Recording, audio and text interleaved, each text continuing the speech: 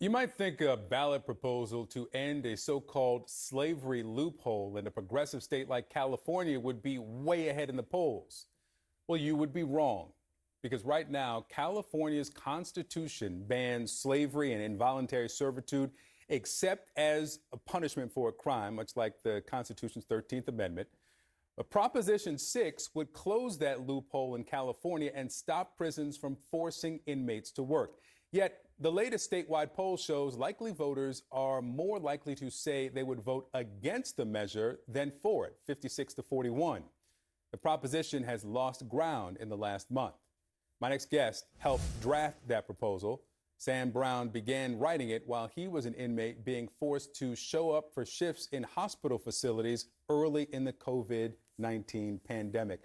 Sam, thank you for being with me. I want to talk about your experience in just a moment. But first, there are no opponents to this on the ballot, no argument against it, no organized opposition. So why is it failing in the polls? Peace, Victor. Thank you for having me. I would say it's because a lot of grassroots organizations have pulled together to raise awareness around this, but it's challenging. You know, it costs a lot of money to get a bill before the public and raise awareness. And quite frankly, we haven't had the money that's required to really put it out there on a large scale. So I think awareness is the issue. I mean, I would love for us to have the Kim Kardashians, the Kendrick Lamars, the J. Coles, everyone that's made, a stand against mass incarceration to really come out and throw their support behind this bill, because that would help us a great deal. Tell me about your experience. As I mentioned, during the early days of COVID, while you were incarcerated, you were being forced to sanitize hospitals. Tell me about it.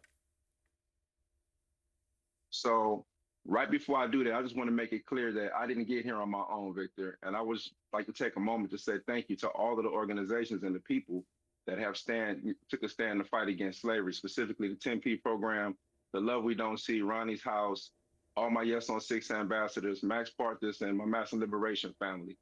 Right. So with that said, I was incarcerated. I did 24 years. I served, 24 years off a life sentence.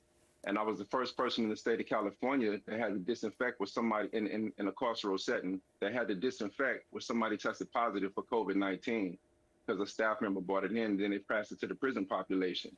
Despite the fact that I had taken thousands of hours of self-help programming, earned 3 college degrees, graduated from Cal State LA, magna cum laude, had I missed one day of work fighting against COVID-19, they would have given me a 115. And the 115 would have had me go into the board of parole hearings and be considered a risk to society. It would have resulted in like a 15-year denial. And at that time, I seen my neighbor die from COVID.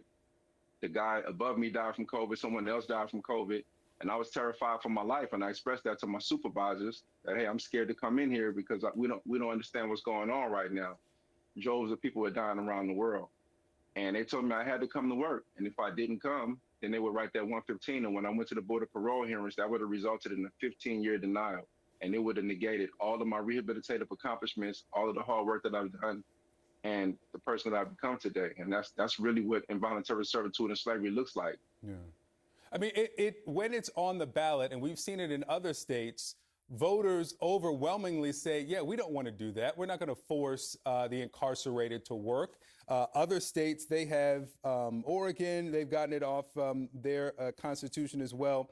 There is also in California Proposition 36 on the ballot this cycle, increases penalties for repeated offenders of some theft and drug crimes. Is there some blur between the tough on crime supporters of 36 and the effect on Proposition 6 ending this involuntary servitude? That's a great question. And 100% there is.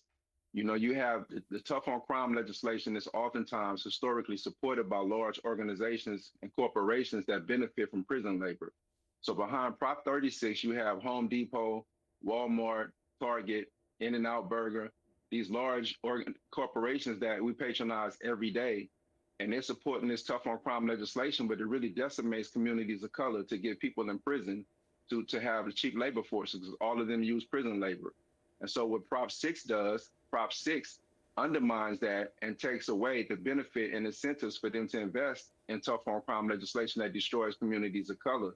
And so many people are being, fooled to think that they're focused on public safety, that they want to say yes on 36, not realizing that it's really harmful and it rolls back all of the reform efforts that we've accomplished in California for the last 10 years. And so though no one has come out flat out said we oppose ending slavery, there has been like a blurred line, like you said, a correlation between people wanting to support 36 and not really understanding the importance of saying yes on Prop 6 and no on 36. Sam Brown, I thank you for sharing this. I actually have to give credit to my senior producer, Hein DeFreitas, who brought this to my attention.